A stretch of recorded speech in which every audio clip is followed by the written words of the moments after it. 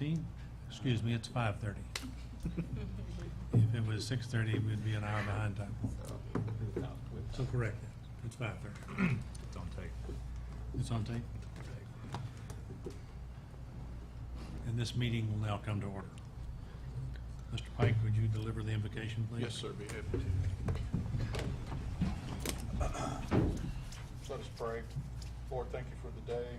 Thank you for all of our blessings. We ask that you give the mayor and the council wisdom as they conduct the business of the city. Lord, we ask that you bless and help protect those folks in the southern United States, in the Houston, Texas area, and the surrounding areas, Lord.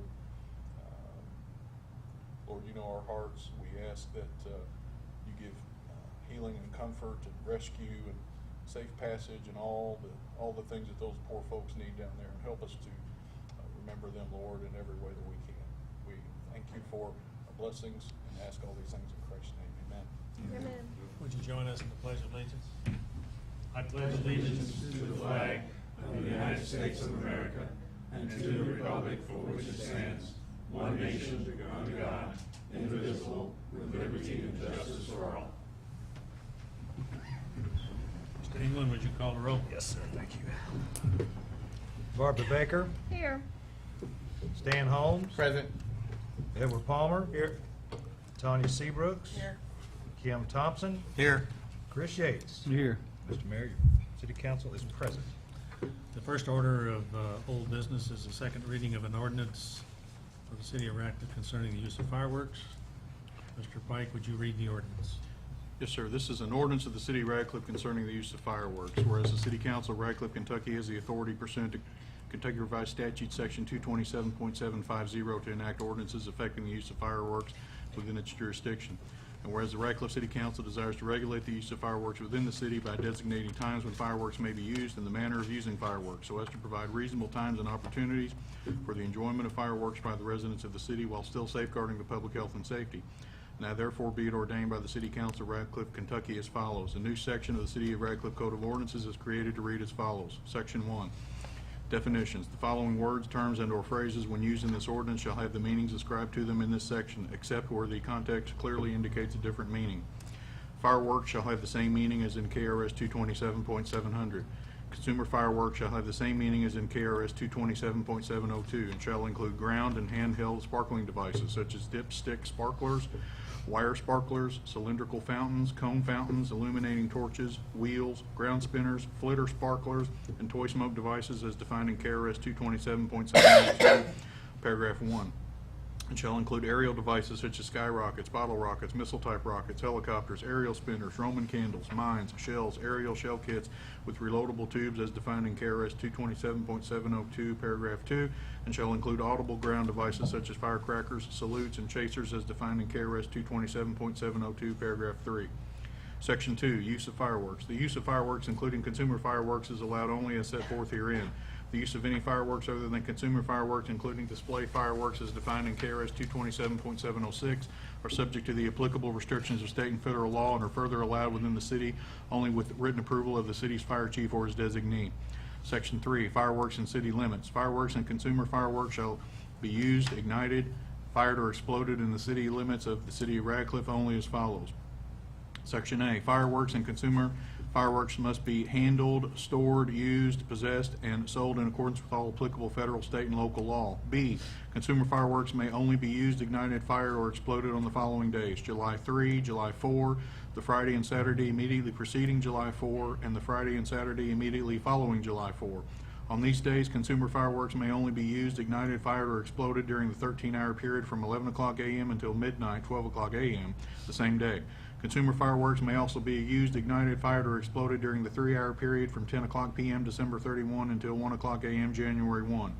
Fireworks other than consumer fireworks, including display fireworks as defined in KRS 227.706, may only be used, ignited, fired, or exploded at dates and times within the city as delineated by written permit issued by the state fire marshal, the city's fire chief, or his designee. C, no person may use, ignite, fire, or explode any fireworks or consumer fireworks as defined in KRS 227.702, paragraph 2 and paragraph 3 if they are under the age of 18 or within 200 feet of any structure, motor vehicle, whether operational or non-operational, or any person other than the person who is using, igniting, firing, or exploding the fireworks or consumer fireworks as defined in KRS 227.702, paragraph 2, or where the use of such fireworks places that person in violation of any other law, regulation, or ordinance. Section 4, prior to the sale of permissible consumer fireworks, every person, partnership, association, company, corporation, limited liability company, business, or entity engaged in such sales shall prominently display a copy of this ordinance on paper no smaller than 8.5 inches by 11 inches with 12-point font at each cash register and in each area where consumer fireworks are displayed for sale. Section 5, penalties. Violation of this article shall be deemed a violation, and upon conviction, the violator shall be fined not less than $20 nor more than $250 plus court costs. Any person violating this article may also be found guilty of a civil offense. The civil fine shall be not less than $20 nor more than $250. The civil fine shall be paid directly to the city. If the fine is not paid, then the city may recover the fine in a civil action in a court or board of proper jurisdiction. The city may also obtain injunctions or abatement orders to ensure compliance with this article or pursue administrative remedies when appropriate, including injunctions and abatement proceedings. That is the second reading, Mr. Mayor. Do we have a motion? So moved. Second. Motion and a second. Any discussion? Yes, we are aware that if the 4th of July falls on a Friday, then that would be able to fire fireworks the weekend before, have a 4-day period where you can't, and then fire again on Thursday and Friday. If it falls on a Sunday, you fire them on a Sunday, and then you got a 5-day period, then you can follow them the next weekend. If 4th of July falls on a Sunday or a Monday, the immediate weekend following will be 5 days later. Right. So they'll have a period of that week where they won't be able to fire them, and then a week after the 4th is over, they can have a fire again on the weekend. On the weekends, correct. Okay. So you could file, if, just for clarification, if it's Yeah. on a Wednesday, you got the 2 weekends before. Right. If it's on a Friday, you get the 3rd and 4th, and then the weekend following, and also the weekend before the 4th? Correct. And this also helps for rain dates. I mean, you don't have to put rain dates in there because you have 2 different sets of weekends Right, to go by. So, plus those days. right, plus those days, so it helps you out. Just want to make sure that Right. it's clear. Any other discussion? Mr. England, call the roll. Barbara Baker, Yes. Stan Holmes, Yes. Edward Palmer, Yes. Tanya Seabrooks. Yes. Kim Thompson, Yes. Chris Yates. Yes. Okay, that takes us to new business, and the first item of new business is just information for you. As all of you know, we belong to KLC, and KLC is always doing things for us. And I want to give you the KLC legislative priorities. I'll just give you the first 4. The first on the list is County Employee Retirement System, CERS, separating that from the Kentucky Retirement System, KRS. That was all of the Board of Directors voted to have that as number 1. Number 2 was to amend the road fund formula. As you all know, a city gets 1/5 of the road fund money, and a county gets 2/5. And they want legislation that makes that more fair, since when that was first done, there were many more roads in the county than there were in cities, and now that has kind of caught up. The third is to amend the Kentucky Constitution to prohibit laws imposing unfunded mandates on cities. And the fourth one is to extend the restaurant tax to all cities. It's, if you really look at what they've done, it's kind of unfair the way it's done right now. Additionally, at that meeting, the board created an ad hoc committee for veterans issues, and I was named as the chair. The second thing I have is Cardinal Health's announcement. And on Wednesday, August the 16th, J.J. Duval, Chance Fox, and I had a conference call with Cindy Atkins, the Cardinal Health Administrator, and that was in reference to the possible closure of Cardinal Health at their current location. Cardinal Health is currently housed in the building that we all know, which is 82,000 square feet, and they're using less than 440,000 square feet of it. They have also initiated a new, relatively new work from home program, which they intend to expand. And they are looking at options that will probably lead to a smaller brick-and-mortar facility within a 50-mile radius. We immediately asked them to look at the former Nielsen facility. They profess to be committed to the current Ratcliffe team, and I remind all of you that their lease expires on December of 2018. The third one is approval of the Ratcliffe Police Department's SOP on Narcon.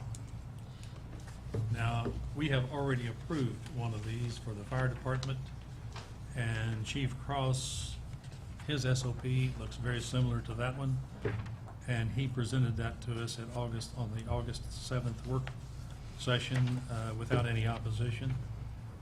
And so is there any further discussion on this before we vote in favor?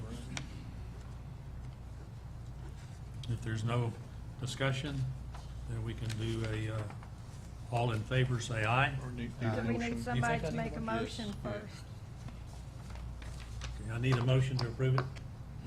So moved. Second. Any additional discussion? Then all in favor, say aye. Aye. Anyone opposed? Okay, that motion passes.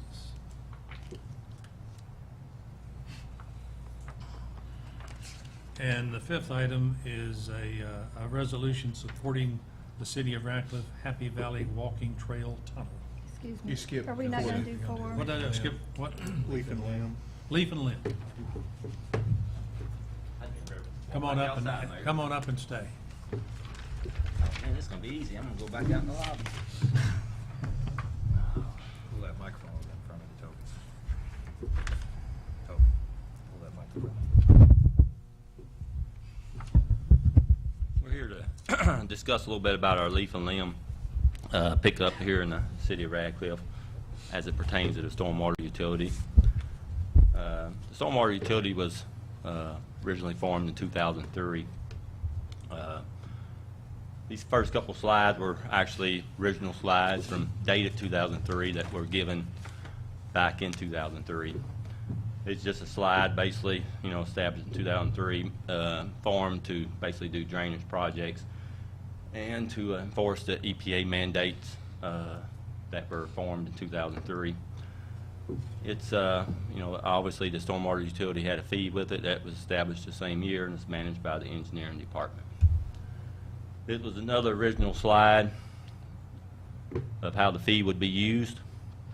You can see equipment, BMP inspections, field inspections, public education, maintenance, and drainage projects. Even originally, there was no tag for leaf and limb pickup for use of the funds. The reason I'm giving the presentation is actually, there's going to be a lot of there's a lot of existing costs paid for by the stormwater utility, and there's going to be some new costs that's going to be coming up this year and next year. The first, just to educate you on a little bit of what the stormwater utility pays for. We have 10 large basins. Y'all may know where some of them are that we currently mow. We actually hire a part-time person to help Public Works mow these every year. That comes at a cost of about $25,000 per year for that temporary guy, and some other fees associated with mowing those basins. The red dots don't show up a whole lot, but you all probably know them along Logston. There's some in Bramlett and other places like that. The Walmart basin. A new cost that's going to be incurred somewhat next year, but definitely the year after, is these FEMA basins. These FEMA basins are going to be automated. Obviously, they got 10,000 linear feet of access road around them. There's 49 acres.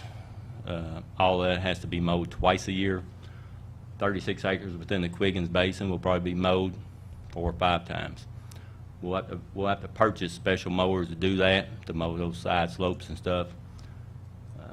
Can't tell you what that cost is going to be, but it's going to be a capital cost on top of some of that. There's going to be what I didn't even include in here was for 5 years, at least 5 years after this, the Corps of Engineers is gonna monitor every one of those basins. We gotta have an inspection report done on every one of them, for 5 years. That has to be done by an outside consultant. That fee's not in here. That's about $10,000 a year. But any trees that die, we gotta plant them back.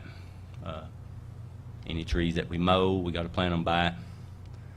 Any stream bank erosion and stuff, we have to repair for that 5 years, and that 5 years could be extended if there are any type of issues that warrant them extending it. So that's a new cost. I mean, 49 acres, that's more than we mow right now. That's more than the Parks and Recs Department mows. So that's a big area. The City Hall parking lot, it should have been done this year. We didn't budget for it because of other priorities. But all the pervious pavers that we have out here, the biles, swales, the maintenance of those, the paved drain blocks, all those have to be flushed out and new gravel put back in those. The parking lot really needs to be sealed. That's a $15,000 cost. About every commercial business probably seals the parking lot. You may seal the church parking lot, I don't know. But most people seal their parking lots. And what that would do for our parking lot is that the asphalt grit that usually comes apart from the asphalt, that's what's clogging up the pervious pavers out in our parking lot. And that was put in as a BMP quality project, so we have to maintain that and keep it like it is. Public education, we're required to do this, and we're audited by the state and such. We run movie ads at all the local cinemas. The same theater that owns the one in E-Town owns the one down here, so they run simultaneously. So if you've ever been to a theater in Hardin County, you've probably seen our ads run. We partner with E-Town and Hardin County to do that. We run about 25, 30 newspaper ads a year on different subjects. We pay for cleanup Radcliffe and training for our employees. These next two are new ones that's come, they've been needed, but they are new costs that have come up the last couple of years. And especially last year and this year with the increased resurfacing budget that we've done. The stormwater account pays for all the replacement of pipes in the roadways. When we resurface a road, at least 8 pipes last year was extremely heavy. The roads that were chosen had considerable pipes that had to be replaced. And the reason they had to be replaced is the CMP pipes rust completely through and they start caving in. We're doing about eight of those a year, and the materials alone on those are about $25,000 to do those road crossings. The sidewalk connectors, obviously, we've already started pouring some sidewalks. We've completed the one on Vine Street. That didn't include any drainage. When we get into the subdivision, start doing these connectors, we ordered boxes and grates alone right at $20,000 just for the connectors. That's just for the boxes and the grates that go on top of them, not the pipe and the gravel and everything else. So that's estimated, and we've already done an audit of our sidewalks, and it's going to take a while to do them. Obviously, we budgeted $25,000 this year. Some of that will be new sidewalks, some of it will be connectors. But we're anticipating 17, 20 connectors a year. It's going to expend that money that the council has appropriated for the concrete. Bear in mind that stormwater is paying for. The reason we're getting so much done is stormwater is paying for all the drainage aspect of it. So, leaf and limb pickup. The cost, the 222,500, the 222,500. That's a number. The last year that we paid to have leaf and limb picked up, it cost the city $222,500. Obviously, we've been using that truck, and that was only way we're able to pick up the leaf and limb, the leaves, limbs that is. But bear in mind, that's the only reason we got into that into that truck so cheap is that was a truck we had.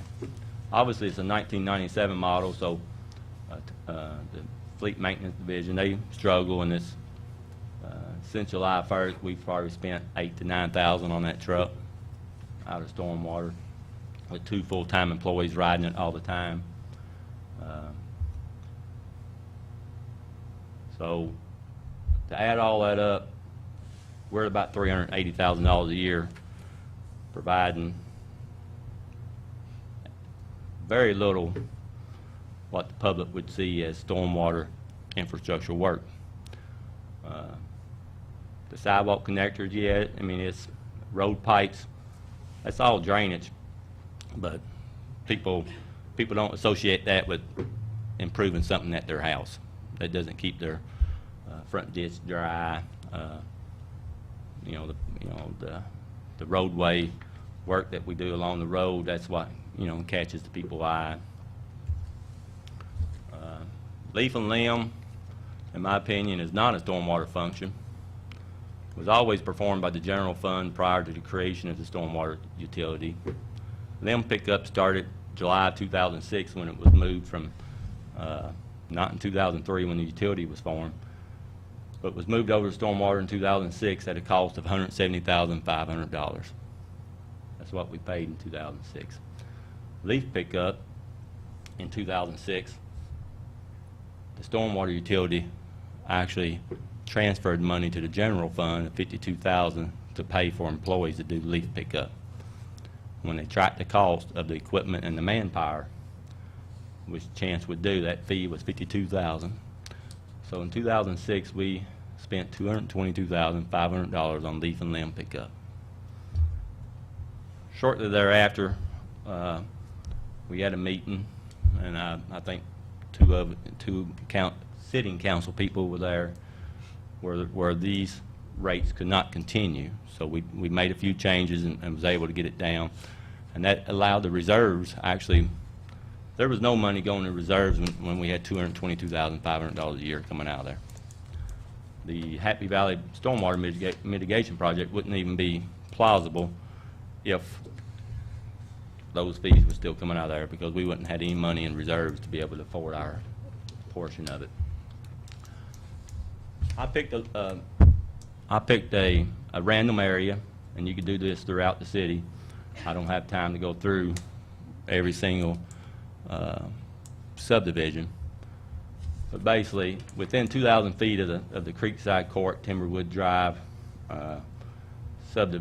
intersection, there are 5 basins that currently have problems. That and the roadside alone, just the cost of solving those problems in that little area would be over $1 million.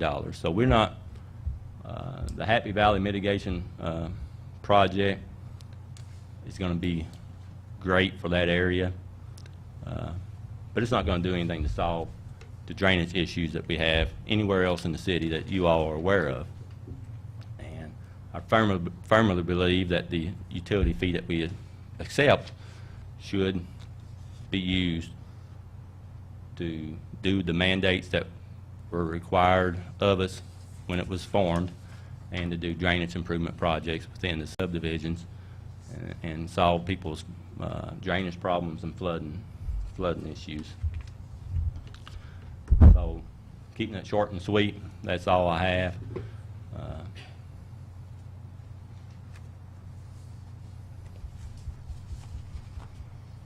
I have any questions or comments from the council? So basically, we're looking at about $380,000, and you're saying, No, the 380 was including all of it. I mean, I think the leaf and limb has always been the contentious part. Obviously, we don't have the manpower and equipment, or we can't maintain the capital costs required to do leaf and limb. Obviously, we bought a cheap leaf back. We're probably going to get a couple years service out of it, 3 or 4. But bear in mind, that's a $180,000 truck.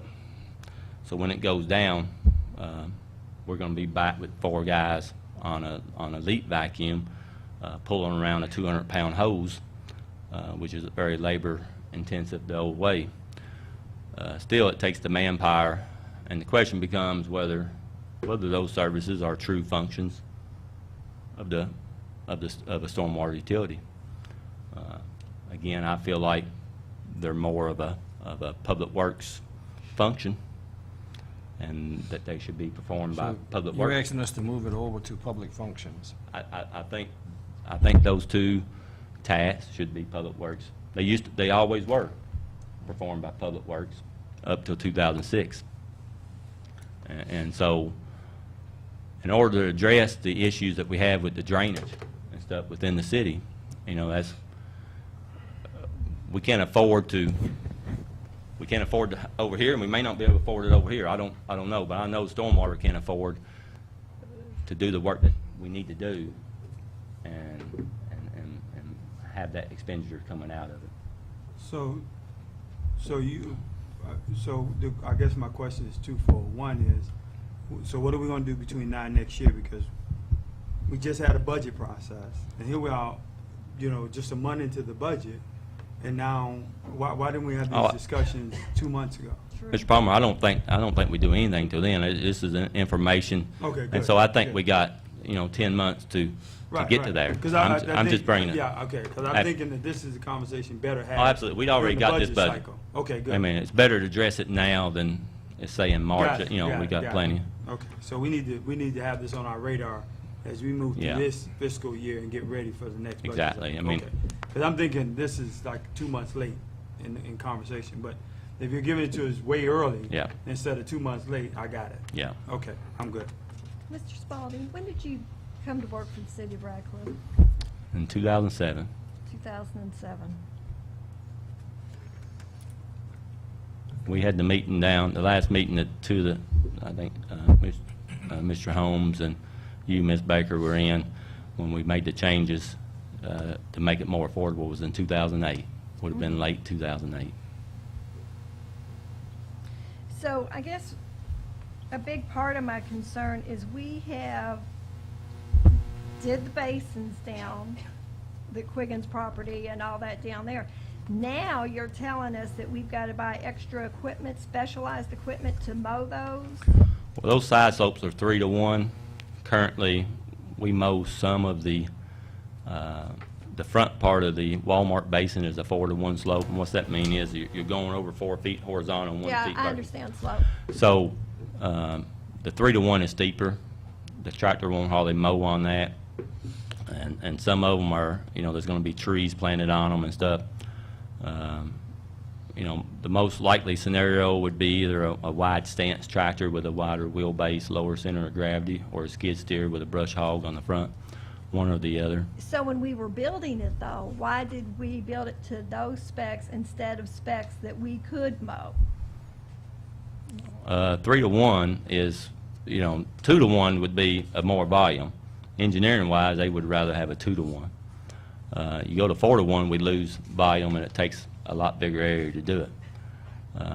Secondly, most of that is constrained by property requirement, acquired property, and it's tight fitting those on properties like that. That addresses the 3-to-1. The trees and stuff, the whole mitigation, mowing around all those trees. And if you went out and looked at the Turner Basin, you'll see the trees and shrubs down there. Most of those have 60 trees to an acre. And they're on 15-foot centers, 3 rows of them. There's a whole lot of trees, like Quiggins is probably, that basin is probably going to have 400 or 500 trees to mow Right, but I around. guess my point is, the confinements of the budget. When you're planning this sort of thing, it sounds to me like, and I may be totally wrong, the whole presentation is either a way to raise taxes or raise these fees, or do the trash, another big push for the trash, which has the limb pickup in that, which the council was not in favor of the trash. So it seems to me like by poor planning, we're just going ahead and trying to push this down people's throats, that now we have this, you have to do it. Because I didn't plan initially where we could do it within the confinements of the current budget. Well, I think that the numbers I had up there, the mowing was probably the second or the third biggest one. It wasn't by far nowhere near the biggest one. And the 3-to-1 side slopes have nothing to do with the mowing. I mean, You it's said 40, we have to buy new equipment now. it's 49, we'll have to buy new equipment regardless. We're mowing 49 acres. We're gonna mow 49 acres with a 5-foot bush hog? But we can't mow it with the bush hog, is my point. Oh, we could mow it with a bush hog. Is it practical to mow it with a bush hog? And is it safe to mow it with a bush hog? So some of the 3-to-1 side slope, but irregardless, if we're gonna buy equipment, which we're gonna have to buy to mow 49 acres, we would buy something that's tailor fit for the site. So it ain't an issue of the 3-to-1 side slope, which you're trying to say. I mean, 3-to-1, 4-to-1, doesn't matter. It's 49 acres that has to be mowed repeated times during the year. I mean, how many mowers do we have mowing 30 acres at Dolly Park? Dolly and Duval add up to less than 30 acres. This is 49 acres. Now, we can let it grow up and be a jungle, which I don't think nobody wants to do. No, Or we nobody can have a $5.2 million project that needs to be mowed like it does. Now, the $75,000 I have for the mowing, most of that is for the requirement of the manpower. I mean, you're talking about two employees. So really, there's not a whole lot of capital cost in there. So, but you do address a good point. There's going to be capital cost. Right. The skid steer with the brush hog on it is probably $100 grand. Where's that money going to come from?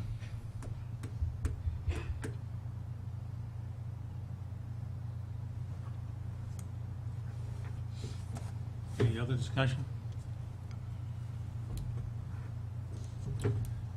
I asked Mr. Spalding to put this together because as I looked at the money that's coming in for stormwater and where it's being spent, I didn't see any way we could continue to sustain what we've been doing. So it gives you 10 months to think about it, and it's the city council decision on how to solve it. And all of this is for next year? Well, we're going to continue doing what we're doing right now. for I the mean, next these 10 months. added expenses? No, it won't be either. Can we, I guess my question is, can we get everything taken care of that you need with the budget that was just passed? Obviously, Barbara, I mean, there's not going to be any mowing of these basins because they're not going to be completed this year. I mean, you see where they are now. Most of them are going to be brown. The Turner Lane is one of the smaller ones. The big one, 36 acres, is the Quiggins Basin. Right. And that 36 acres doesn't include some residual property around it, so it's probably 38 acres. That's the big one. Of course, it's not even green yet, so it'll be seeded this Right, fall. we're still moving dirt. We Mhm. fixed dirt, and now we're taking that dirt away. But it will need to be mowed next year. And then you'll have all the, obviously, there's walking paths that 5 foot on both sides of them are gonna have to be mowed with a lawnmower.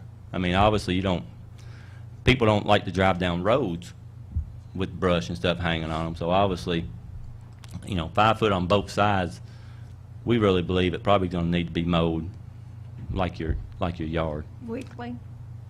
Every other week? 10 days maybe, I mean, I don't, depending on how it grows, but. No, I was Okay. just saying, I think we got your point, that we need to be looking over the next several months, we need to be looking at There's no problem. during where's the this best budget year. feasible place for them and leaf pickup, and the additional cost of maintaining those new basins. So that's basically what you're presenting as well. Yeah. To keep our eye on over the next 10 months. It's going to be, I mean, it's going to be a nice amenity for the city, but it's going to be the biggest park we got, if you think of it as a park. Mhm. Good. And it's really going to be. Any other discussion? Okay, just stay where you are there, Mr. Spalding, because the next one is number 5, and if you look at that resolution in your packet, go down to paragraph 3, and we got a current estimate of what that total cost is, that TAP will fund, and it's not $421,000. Change that to $519,680.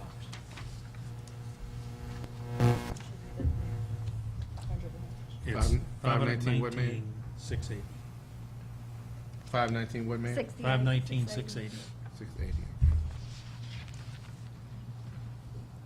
680. And quick calculation of that tells you that 20% of that would be 103,936. So this resolution calls for a 20% contribution to the city. What was the increase? Do we know what the cost of the increase was? Yeah, I apologize for the difference in we had a meeting with the State Highway Department 1:30 last Friday. Lasted for about an hour and a half on issues pertaining to the turning lane of Centennial, but more importantly, the walking tunnel under and how to construct it. The state wants to our original plan was to probably build it during the weekend, half of it, and do the next half the next weekend. All the engineers got together and thought maybe that wasn't the best way of doing it, and the state wanted to do a lane transfer. They want to build a temporary lane, basically keep 2 full lanes open, north and southbound, during the construction, and do it during the week. That's what these have in it. The TAP administrator in Frankfurt also wanted us to add more design dollars, construction inspection in there, so the new one has that. We upped the, pursuant to our last time in front of the council, we upped the camera and lighting numbers in here. The biggest majority of the increase was maintaining 2 north and southbound lanes open at all times.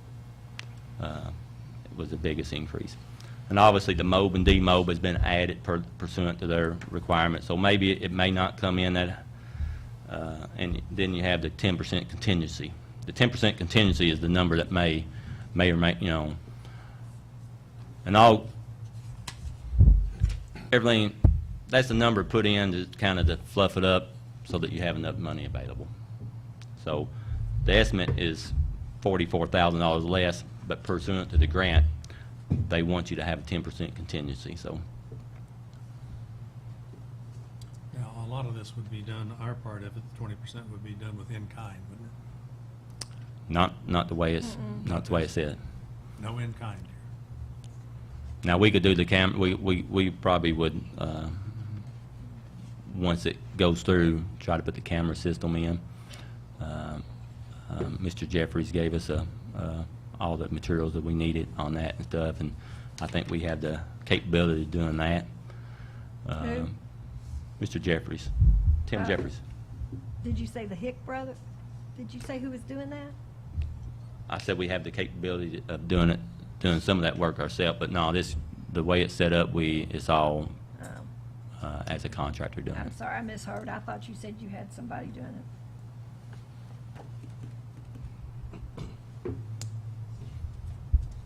And when would this money, would it be this budget? Yes. Be late this budget. We will turn in the grant October 2nd, and we really feel like we have a very good chance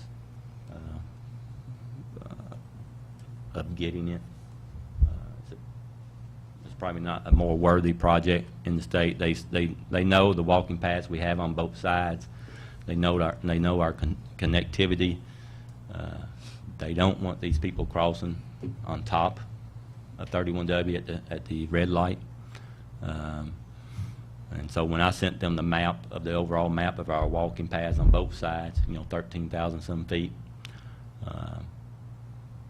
the agency that grants this grant sits right next door to the RTP grant, which is another important player in this. So they've seen our plan and the master plan, so we really feel confident that, along with the intersection work that's going on at the same time, the turning lanes for Centennial. So these projects go together. So this will also come out of only stormwater funds? Is that what I No, understand? this would be general fund dollars here. Even though it connects the two stormwater projects? As it's a walking trail, it's not a drainage conduit.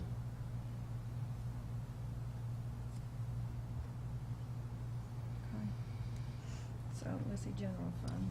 So this is on the agenda for approval, which requires a motion.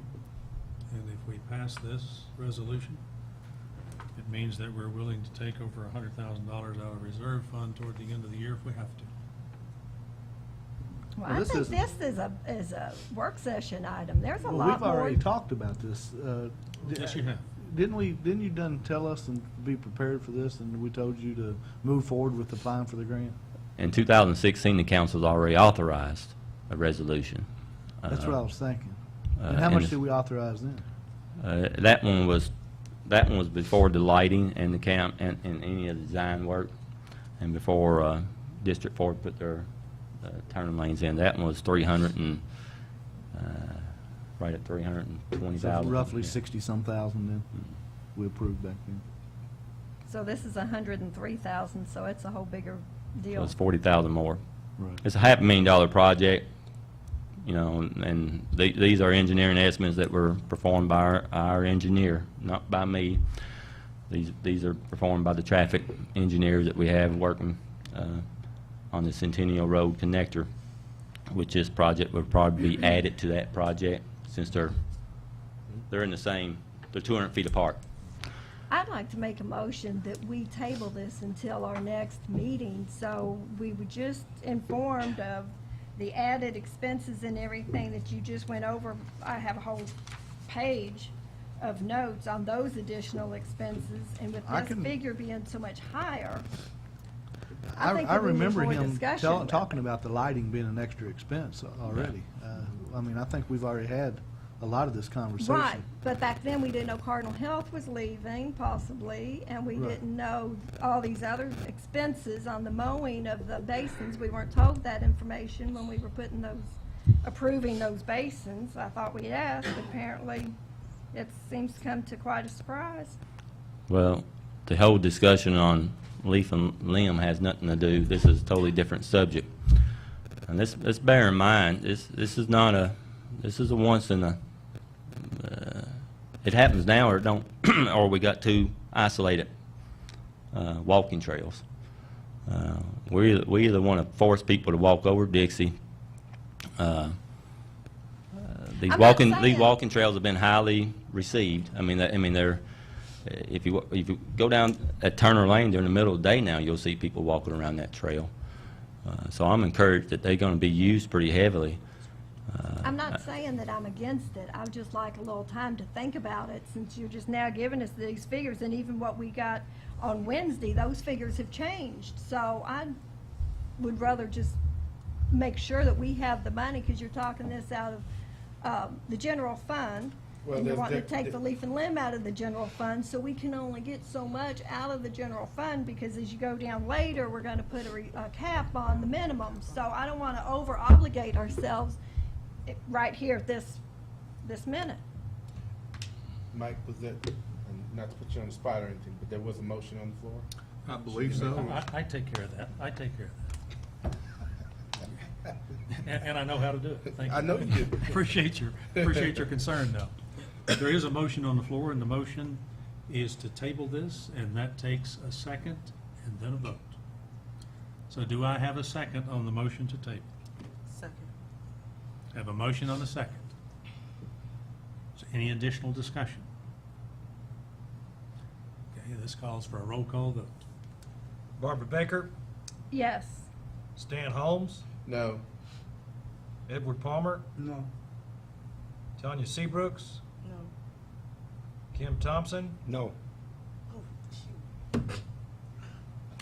I'm sorry. Chris Didn't make a Yates. No, Okay, the motion fails. Now I need a motion to approve the resolution. so moved. Have a motion, do I have a second? Second. Have a motion and a second. Any further discussion? No further discussion, do a roll call vote on that also. Barbara Baker, No. Stan Holmes, Yes. Edward Palmer, Yes. Tanya Seabrooks, No. Kim Thompson, Yes. Chris Yates. Yes. Okay, motion passes. Motion passes.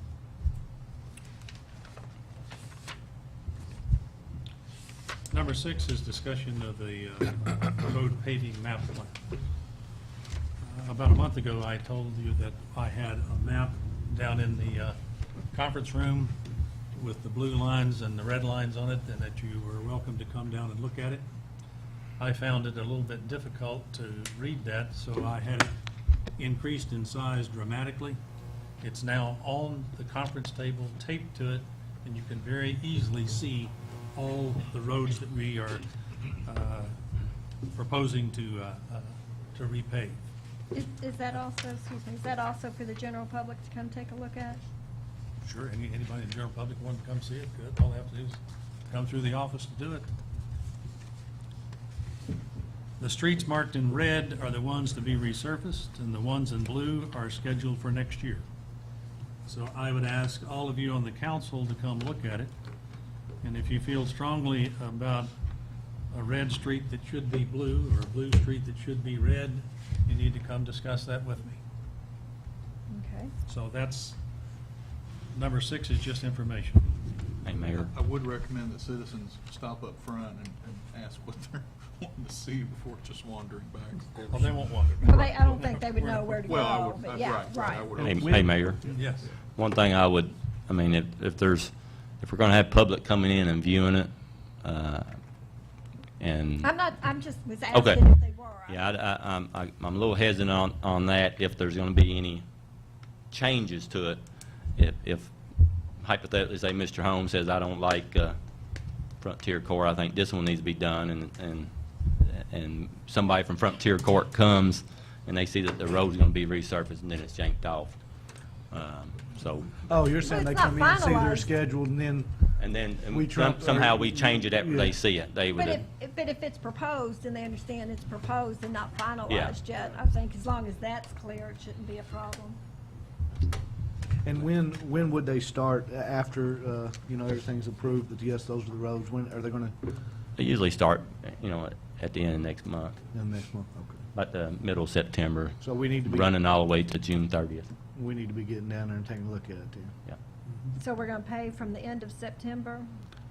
Whenever, it's a fluid schedule. We kind of fit it in to other, obviously, Scotty's paves throughout. They do state highway contracts, which have a timeline. So they usually start after they meet their requirements with the state. And just out of curiosity, did we see a price decrease since they moved closer or no? No, well, we held the same price. That was good. We didn't get no inflation? We're very fortunate. I did check around. We're very fortunate in our prices. Okay. And we get a good product. Thank you, Toby. Thank you. Okay, item number 7 is the land purchase of the Cato property. And you have a map in your packet that shows you where that is and shows you how that land ties into the basin. And that's also, that 27,005 you approved in the budget. I'd just like to bring it back to you and get approval of it before we spend the money.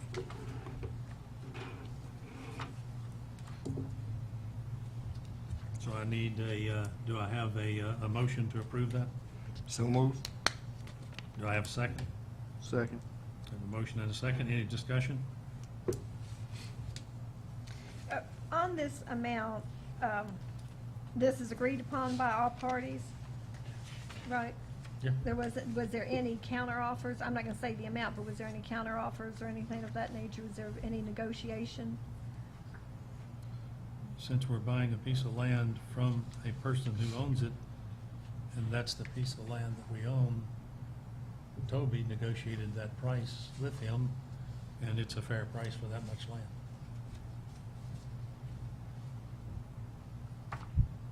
Okay. So, no. And you've already approved in the budget the expenditure of that amount of money.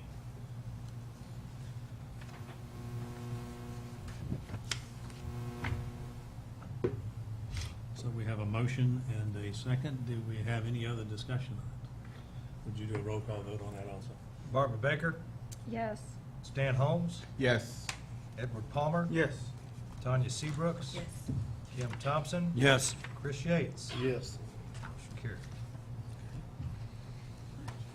The next piece of land, and I have called all of you individually, and you verbally said, go ahead and purchase this land.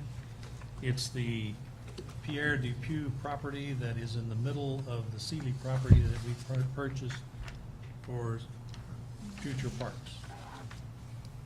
And that's the price that we have to pay for it if we want it.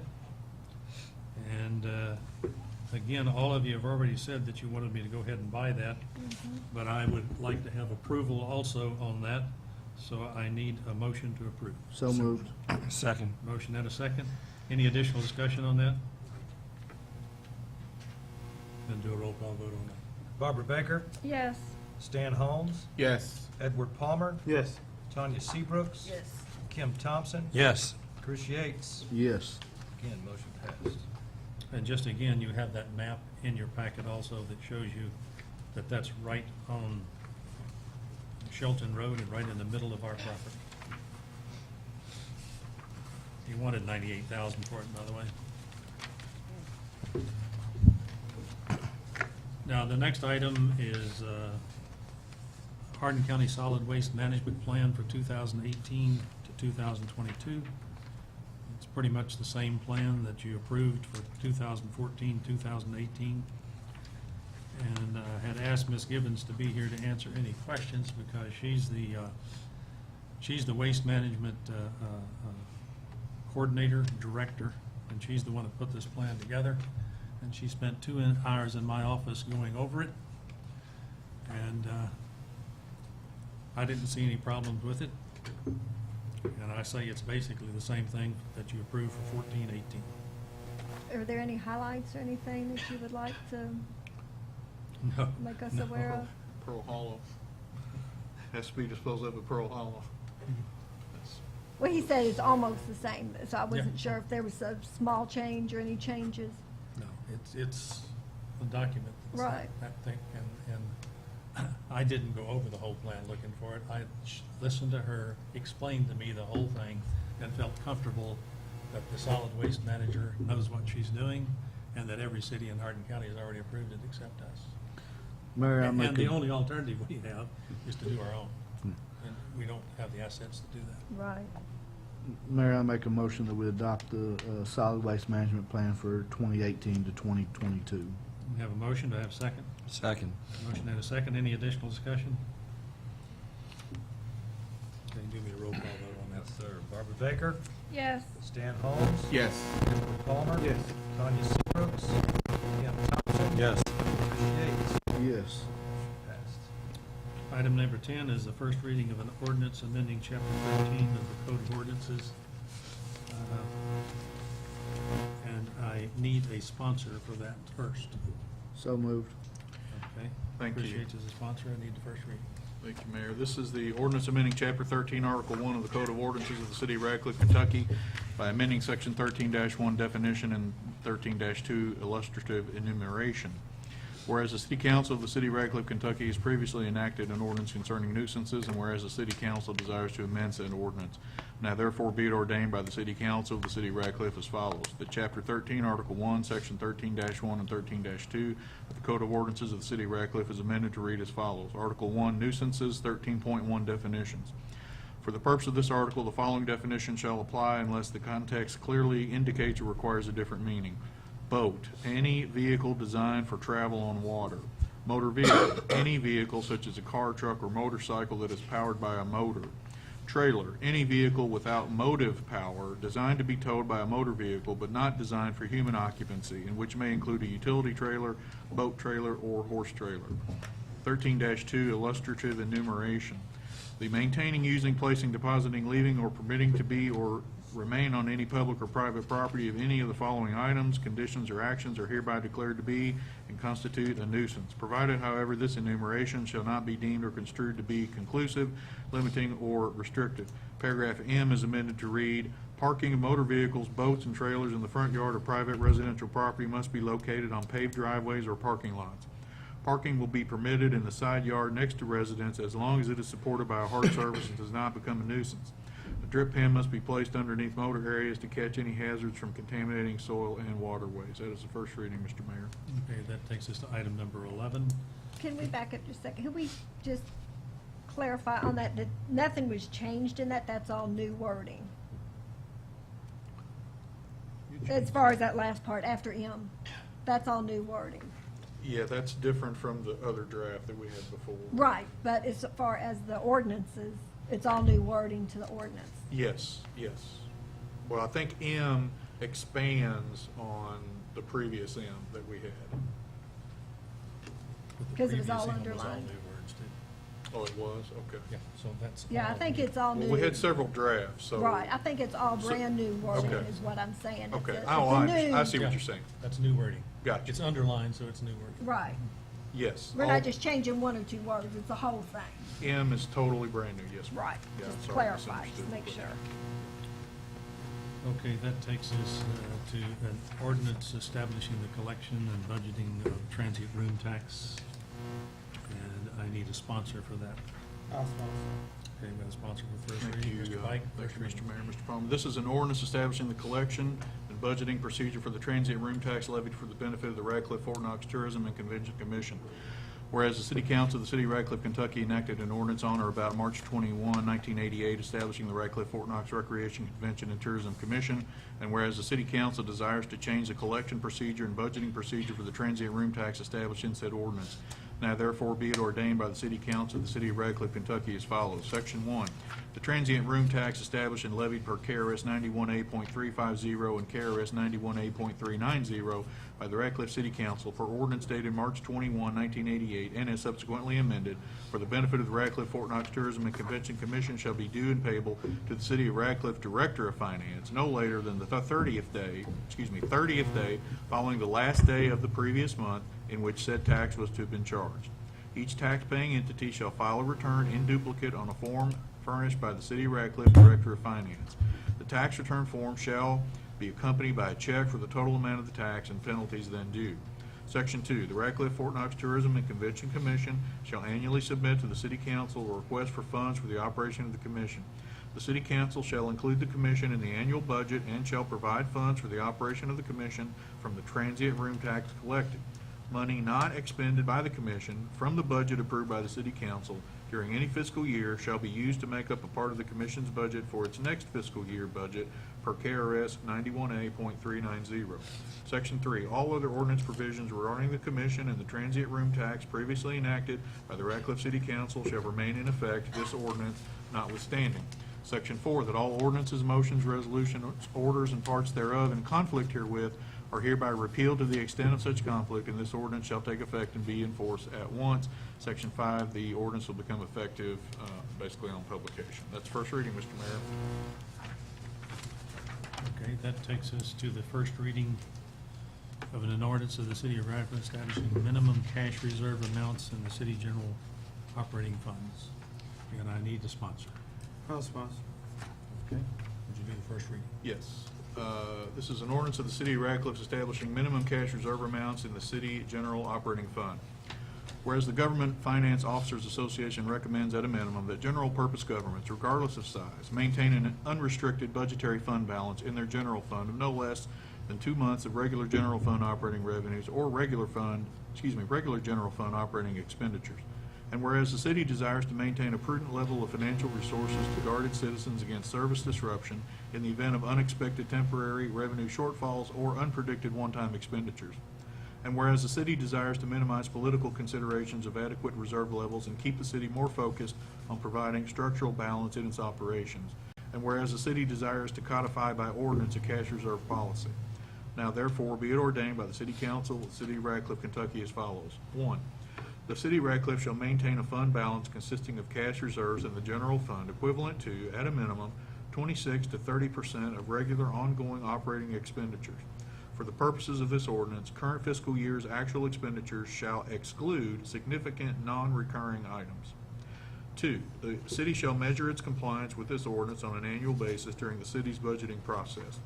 During the course of the fiscal year, the City Finance Department shall monitor closely the city's revenues and expenditures to ensure reserves are not used beyond any planned usage.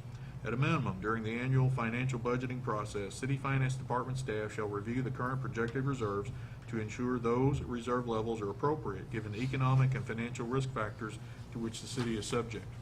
3, the provisions of this ordinance notwithstanding, the City Council may withdraw funds from its reserves in the event of an emergency and after the general fund's budgeted contingency is exhausted.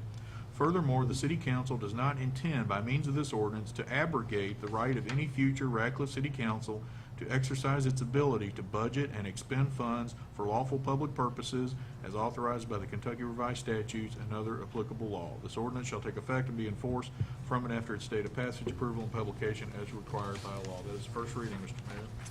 Okay, the next one is a first reading of an ordinance of the City of Radcliffe establishing parameters for utilizing municipal aid road funds, and I need a sponsor. I'll sponsor. Thank you, Mr. Mayor. Mr. Holmes, this is an ordinance for the City of Radcliffe establishing parameters for utilizing municipal aid road funds. Whereas the City Council of the City of Radcliffe, Kentucky is responsible by law for maintaining roads, streets, sidewalks, and public ways within its jurisdiction inside the municipal boundaries of the City of Radcliffe.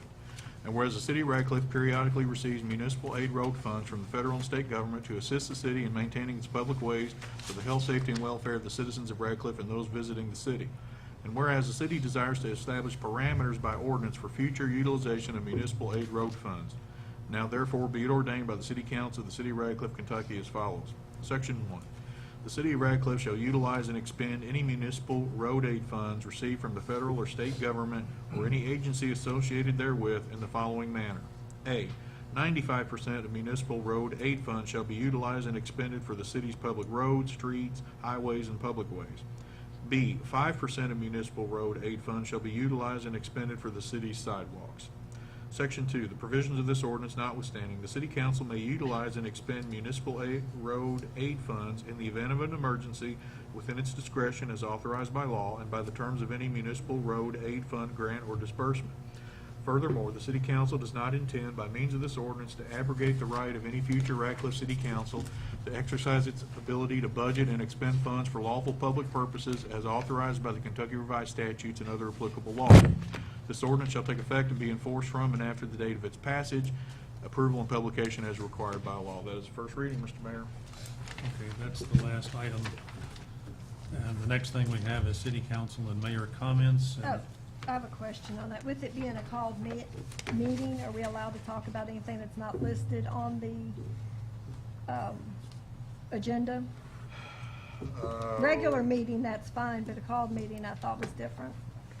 Well, there's a period listed here for comments, so we won't really be able to take action, but I think you can make comments. But during those comments, we can bring up any other subject? Yes. Okay, just making sure. Okay, my comments are really very simple. Is Michelle Tucker here? Michelle, would you come up to the table, please?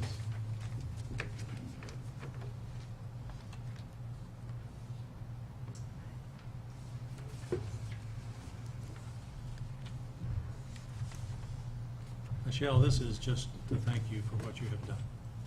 I believe it was on the 12th of August, a Saturday, that you had this event? The 6th, The which? the 6th of August. Okay, the 6th of August.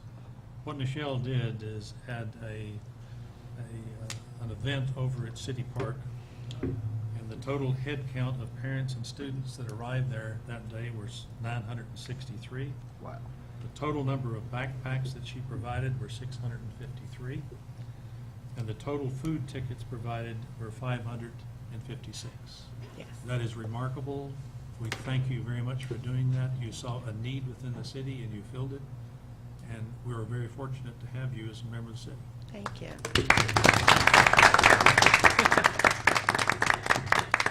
Anyone on the city council want to make a comment on her behalf? I actually attended the event and it was amazing. You did an outstanding job. It was very organized and everybody was moving around. You did an outstanding job. Thank you. Very, very great, very great. Thank you. Well, the last name should have told you why. I mean, Tucker, that's well organized right there, so. No, we need more citizens like you. Yeah. Thank Yes, you. we do. Thank you. Awesome. Thank you. Awesome. Great job. Great job. Thank you, thank you. With all this praise, we hope you'll come back again. Oh, yeah, I'm doing it next year. I already planned it. I love it, I love it. Yes. Okay, thank you very much. Thank you. Thank you. And Councilman Holmes, this one is for you. Uh-oh. You passed an ordinance, it is 17.03.1200. It's called Registration of Vacant Properties. I want you to know that that has already been successful. And as of 4 o'clock this afternoon, we have 3 at $250 each in registering their property. And at 5 o'clock, Jamie came in and told me he has another one. So that's 4 registered vacant properties, and that's $250 each that comes to the city fund. Excellent, Mayor. Thank you. Thank you for that ordinance. And then, this is concerning RVs. I bought a motorhome in the fall of 2015, and before I could license that, I had to have a fire inspection. And I found that there were only 2 people that did fire inspections, and that was the state fire marshals, and they split the state in half. So I had to wait 2 weeks before I could get somebody to inspect them. And I talked to Jamie about it and asked him if possibly we could do those kind of inspections. He looked into it, found out that we could, and we now have 9 certified to do that. It costs $75 for each one that we do, and Jamie has done 60 of those this year. 60 of them? Wow. And we keep $50 of the 75, so he has taken in $3,000. Does in that go doing to the those general inspections. fund, or does Huh? that go to Goes the general fund? Okay. And it he's arguing about it, but yeah, it does. I'm sure he'll be asking for it back at some Right. time. But the thing is, it provides a service from Elizabethtown to Brandenburg and from Rhineyville. People come Right. from all over because Right. when they call a fire marshal and ask when they can get to it, they say, it'll be 2 weeks, but if you want to go to Ratcliffe, you can get it done today. And the last thing I want to talk about is the VA hospital, and this is also short. As you know, Ratcliffe aggressively advocated to locate the VA replacement hospital in Mill Pond. And we also advocated for changing the way VA construction policy is enacted.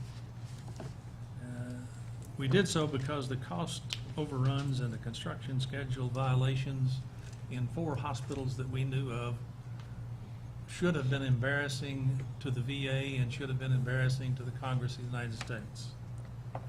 Just the cost overruns for one hospital, and this hospital was scheduled to cost $604 million. And 2 years after it was supposed to be completed, the cost was $1.73 billion. It was $1.2 billion over budget. So by raising the issue, we attracted the attention of Congress. Congressman Guthrie discussed our plan with the VA Secretary, Secretary Shulkin, who is new this year. And Dr. Shulkin sent his Executive Director for Real Property and his Central Regional Director of the Office of Construction Facilities Management down to talk to us to see if there was any way with present law that a public-private partnership could build a hospital. And the answer to that is no, they can't. But we also found that the Secretary of the VA, the previous secretaries, the last 2, and that takes us back about 6 years, have all tried to get the Congress to enact legislation that would allow VA hospitals to be built with public-private partnerships. So the one that we're trying to do can't be built because the law doesn't exist right now. But Congressman Guthrie is looking for a way for him to be the person that is the catalyst to try to do that kind of legislation, but it will not be easy and it will not be quick. So this hospital is not going to be built with public-private partnership funds. However, they also told me while they were down here that it is highly unlikely that the Brownsboro Road site will be the final site for the VA hospital. And if it is not, then the site selection team will come back. And when they come back, they will look at our site because we already have an unsolicited proposal on the desk of the Secretary of VA. That's where we stand right now. And I believe, I really strongly believe that we need to put pressure on our Congress to enact legislation, because when we looked into something like this, we found this kind of a waste of money. And especially with the VA, when the waste is $1.2 billion, somebody is making a lot of money off of that. And it's $1.2 million of dedicated VA funds that is not being used on behalf of veterans. Every citizen and every veteran ought to be furious about this, and we ought to remind throughout this great nation, every congressman, that you need to do something about this. This is serious. I don't know if I have the energy to raise as much hell about it as I did about this, but somebody needs to. Maybe it'll be me. Maybe. So with that, I have nothing else. Does anyone in the city council have anything that they would like to address? Gospel in the Park starts this Sunday evening at 6 o'clock, City Park North. Free concert. Come out and sit down and listen to some good gospel music. What time does it start? 6 o'clock. 6 o'clock. From local talent, yes. With that, I would take a motion to adjourn. So moved. I think I had two. Do I have a second? Second. And a second? All in favor? We are adjourned.